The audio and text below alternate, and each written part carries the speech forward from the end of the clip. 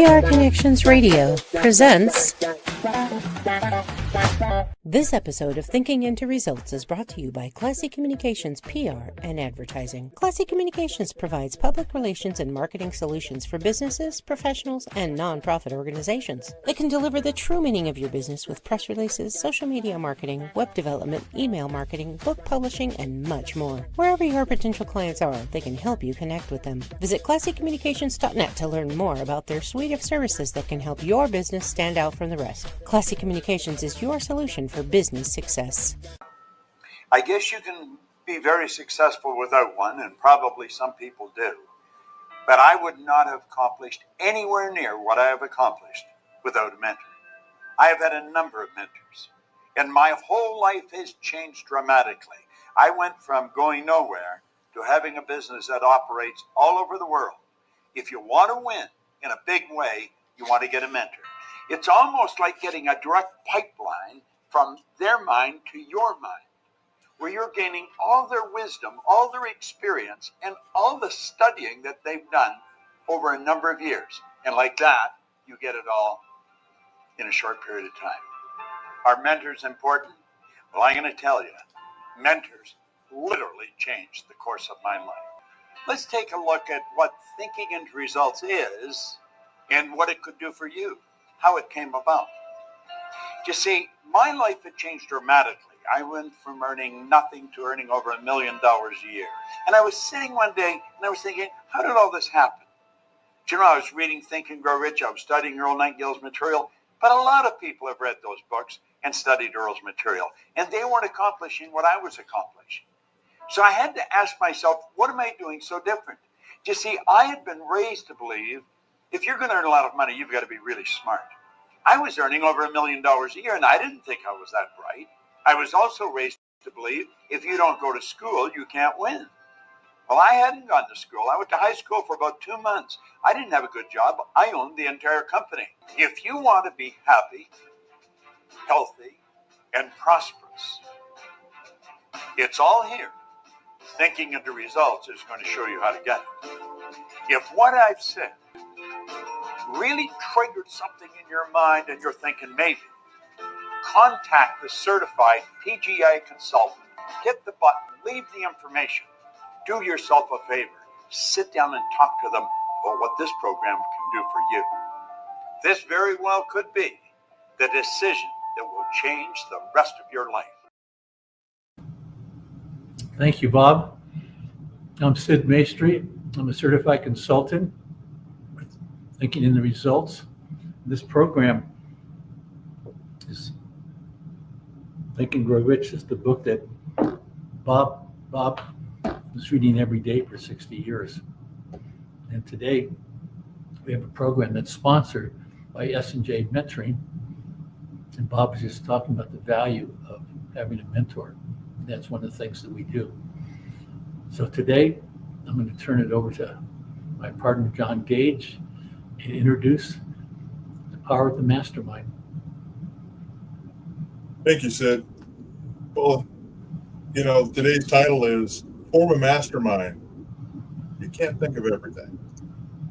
And, you know, it's true when you start looking into people that have been successful in our past, you know, and there's a lot of famous people that are successful, and whether they've done it by accident or with intention, they've done a mastermind group to expand their knowledge and solve problems and maybe even create something new.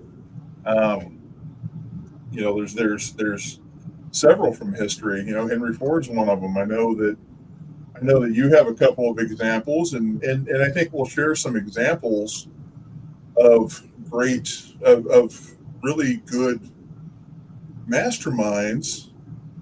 And I know you have one that they intentionally formed the mastermind, and one that they didn't. If you would like to kind of share those, Sid, I would really appreciate it. I think you wanted to start off with Andrew Carnegie. Thank you, John. Andrew Carnegie, at the turn of the century, last century, 1900, he was the wealthiest man in the country. and he had a steel company, and he had brought together all the different companies that you need, from mining the ore, owning his railroad to transport the ore, and to the finished product. They have salespeople selling it. And he had a young man, and it's Napoleon Hill here. Napoleon Hill wrote this book, and he was to interview Andrew Carnegie, and they ended up spending a couple of days together, Andrew was sharing his philosophy with Napoleon Hill for success, and he put a challenge on the table, whether that he would like Napoleon Hill to spend 20 years interviewing 500 successful people that Andrew Carnegie would write letters to introduce him. And Napoleon Hill would have to support himself. And in Napoleon Hill's voice, I've got a CD of him telling the story, that he said, yes, he would do it in 29 seconds. He knew that because Andrew Carnegie had his watch below the desk, skipping 1 minute. And when he said, without telling him, right? He didn't tell him that he was going to give him a minute. He didn't know it was a minute. Only afterwards he said, oh, that's good, 29 seconds, I guess. That kind of freaked me out a little bit, honestly. You were timing that? Think about that for a second. That had to have a little bit of an effect on Napoleon Hill. So it continued. I just wanted to add that. Oh, that's good, John. The Andrew Carnegie, I would say, had the first and most successful mastermind. You might not have used that word, but he put together about 52 companies that were the best in that industry, put them in a trust, and had 53 people with their companies all working together. And someone asked Andrew Carnegie, well, what do you do? He said, well, my job is to keep those guys working together in harmony. And so I think that was the first mastermind here in the United States. Or at least the first one we're aware of that's documented. Very good, John. I'm going to throw the ball back to you because you've got someone that you're very passionate about, and then I can share. I do, yes. Because one of the things that successful people do, whether they realize they do it intentionally, and I believe Carnegie actually realized what he was doing, because he made it very clear to Napoleon Hill that this was intentional. So he got all these minds together, and they all had to be of like mind. They had a coordinated effort. They all had harmony. He had to keep them all, from killing each other. And it has to be 2 or more people. So 53, I think, qualifies there. There has to be a definite purpose to it. And these are all things that are required for Mastermind. And he had a definite purpose about, bringing the steel workers together. And so all of these key factors fit there. But so this is a businessman that intentionally does this. I'm going to talk about musicians today because one of my favorite artists passed last week, and I was just telling Sid at the beginning of this, I'll be 60 this year, and I've been listening to Ozzy Osbourne's music since I was 5 years old because I had cousins that did it, so I was exposed to it. And so he's been a part of my life. There's always been, Ozzy's coming out with a new song when I was in high school. Ozzy's coming out with this. The last few years, he came out with new albums. Just a couple of years ago, even with Parkinson's disease and hurting as bad as he did, he still put out a new album in 2022. So he's always put out new music. And the one thing that musicians do, and a lot of times I don't believe musicians will understand that they're having a mastermind when they get together and write music. And I heard Tony Yami talking about a Paranoid when they wrote that. They wrote all these songs. They wrote War Pigs because this is the one with War Pigs and stuff on it. And he said they needed one more song to fill it, and they only had like 30 minutes to get it done. So everybody took a break to go do their thing. And when they came back, Tony Iommi had the Paranoid riffed, and then they wrote Paranoid in like 5 minutes. And he had the original idea. Then everybody else is like, oh, well, because they all had their own jobs. You have the drummer, you have the bass player, you had Ozzy who's saying. So the bass player's like, oh, this is going to go good with them. And of course, then you've got the drummer, Bill. He's all putting his drums to it, and Ozzy's writing the words that he's hearing as he's doing this. And that's how Mastermind works. They're all like-minded people working together in harmony. Sometimes it's not necessarily harmony, but they still work together. Because I believe you were telling me yesterday that the Beatles, sat down 200 times to write songs to get one song written. This is mastermind groups coming together, and this is what it takes to be successful. Because you can't think of everything. Think about the Beatles. What happened to the Beatles when they broke up? Do you know when I was in high school in the 80s, do you know who had the most #1 hits after the Beatles broke up? The Stones? No. Of the Beatles, when they started going out as solo artists, you know who had the most #1 hits between 1970 and 1983? Ringo Starr. Well, you got me there. Ringo Starr.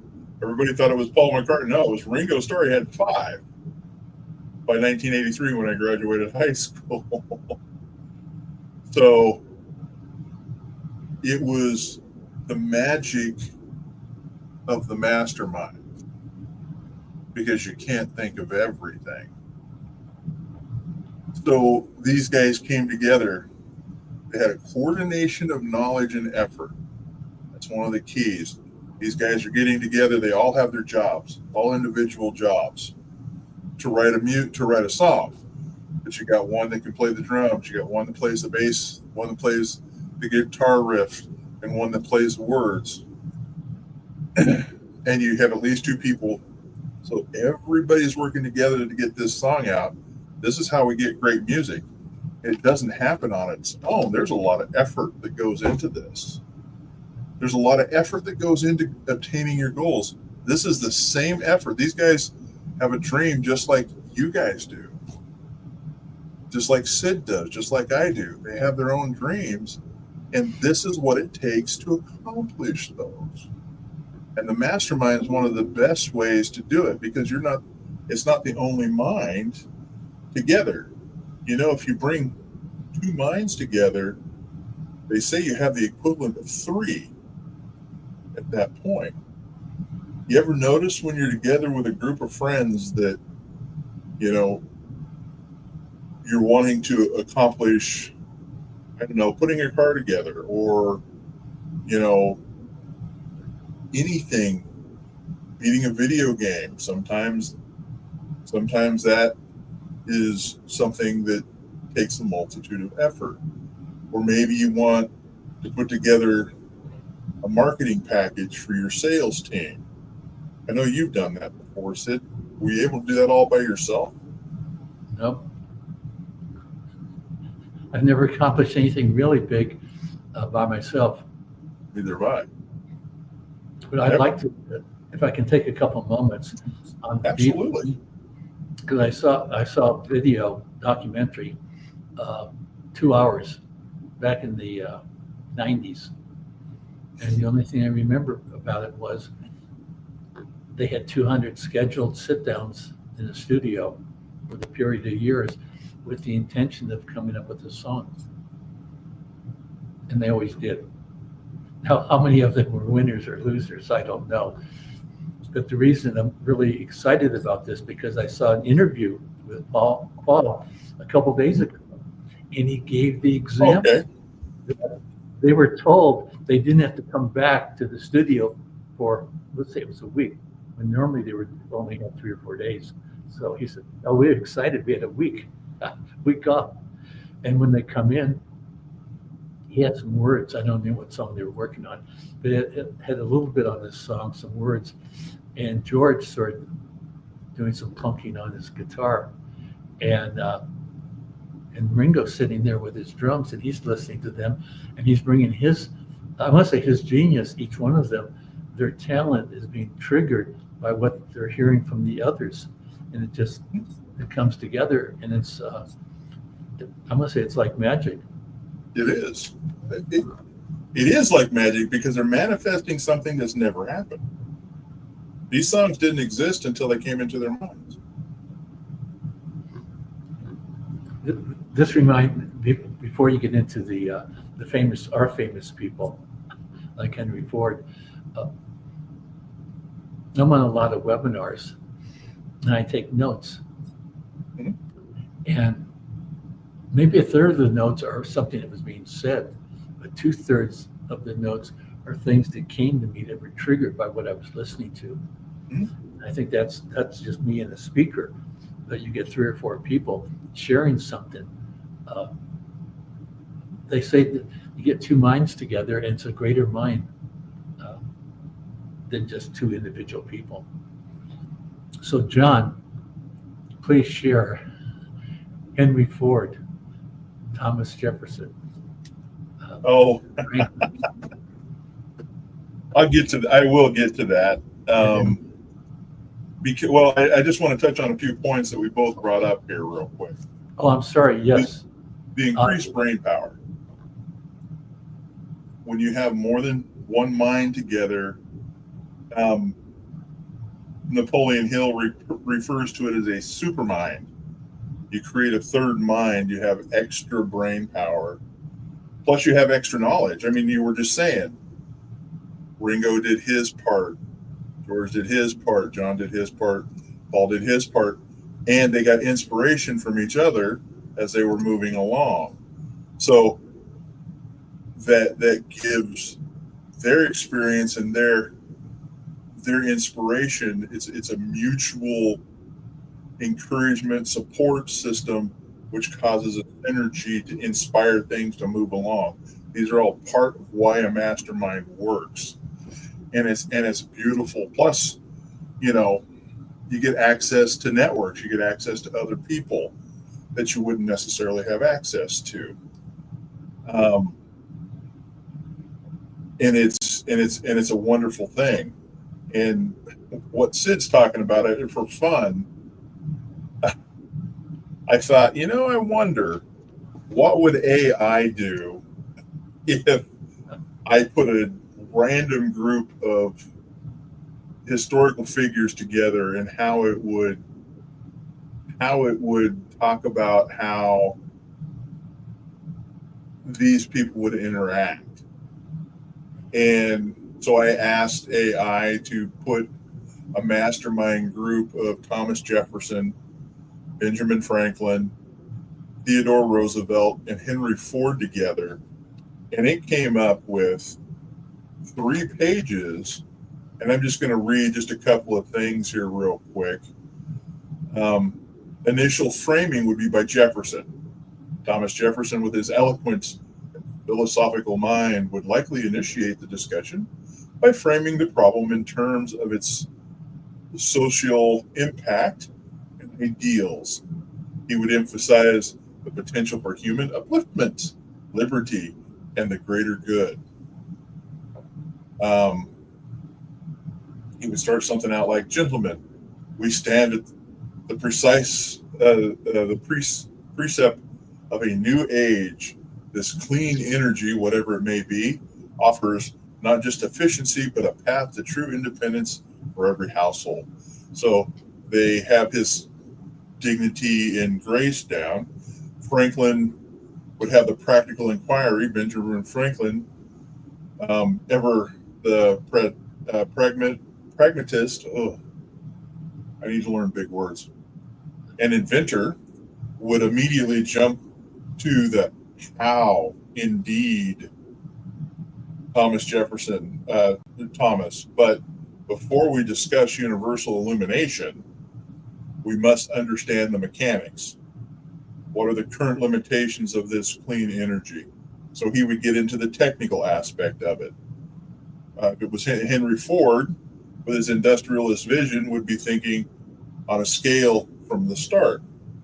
The mechanics are secondary to the process. Then, how can we standardize its production?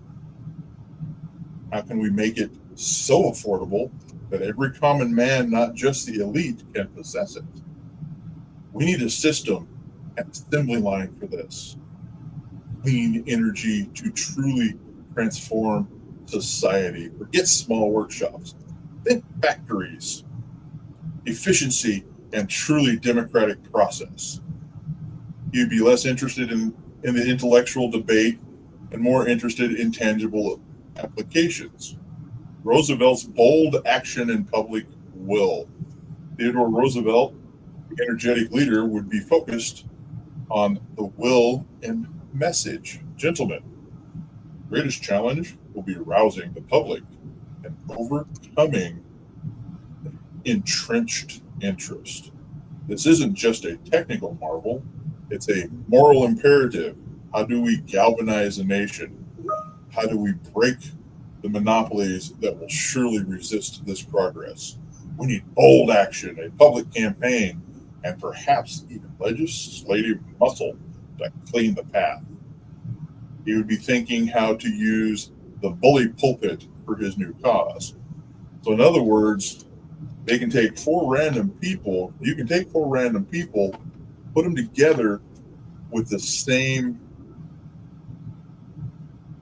wanting the same thing, and they all have their different talents. They take their talents and they mesh them and they start inspiring each other. And this goes on and talks about how they get along and maybe even some of the conflicts they may have, which I thought was quite interesting, because you're not going to get along.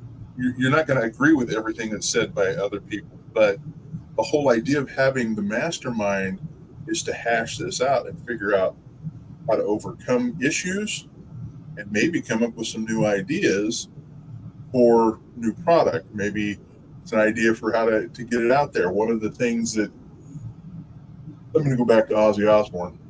Okay. One of the things that all the bands have all said, because he helped a lot of bands get popular. He helped Metallica. He helped Motley Crue, several bands become, the bands they are today. If it wasn't for Ozzy Osbourne giving them a shot, they probably wouldn't be where they are.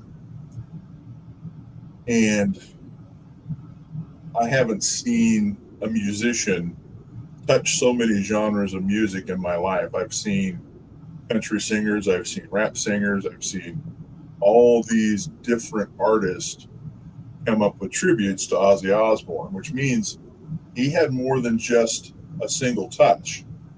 Everybody he got with, he was inspiring. He would talk to them. He would encourage them to get together and discuss things. He would help them come up with something new. He was always kind and giving to help them move their careers along. And that's something that a good mastermind leader is going to exude. They're going to come out, they're going to be willing to help. Anybody in a mastermind is going to be willing to listen, because there's going to be times that there's going to be somebody else in there that's going to be leading the conversation, and you have to be a good follower as well as a good leader. Would you not agree with that, Sid? Yes, I do. Can I go off Absolutely topic for a moment? You gave me an idea. Uh-oh. So when I get a new idea, I'm inspired. I always like to share it. And I'm thinking about Congress. And they pass all these laws, and there's always some loopholes. there's yeah. always consequences that they never even considered that was harmful. And I'm just thinking, they need to be using AI to structure these laws and tell it no loopholes. So You know, that could be something that could happen. I mean, I could see where AI could be used as kind of a mastermind assistant, because you can't do anything alone. You know, if you're capable of doing that, you've got a lot more up here than most everybody else does. It takes other people encouraging you. It takes other people helping you with ideas. It takes, you being open. Another thing with a mastermind, you have to be open. You have to be willing to discuss and willing to accept when you made an error and need to make a correction. And that ultimately is what masterminds do. They're people that come together. They're people that they may be from different genres of business, but they have a like mind, and that like mind is to increase their business and make it more affordable, get it out to more people. So how do we do that? They get together, they talk about it. So if you're wanting to accomplish your goals, one of the things you need to do, whether that goal is to make money, whether that goal is to get into the NFL or become an actor or any number of things that you feel are out of reach, you need to have a group of like-minded people that you can sit down and talk with. No offense, it usually isn't relatives. You say no relatives? I said no offense, but it usually is not your relatives that you sit down and do this with, unless they're very much like you. That's why it's like-minded people, because a lot of times relatives, well, I'm going to bring you to the real world, son. Oh, yes.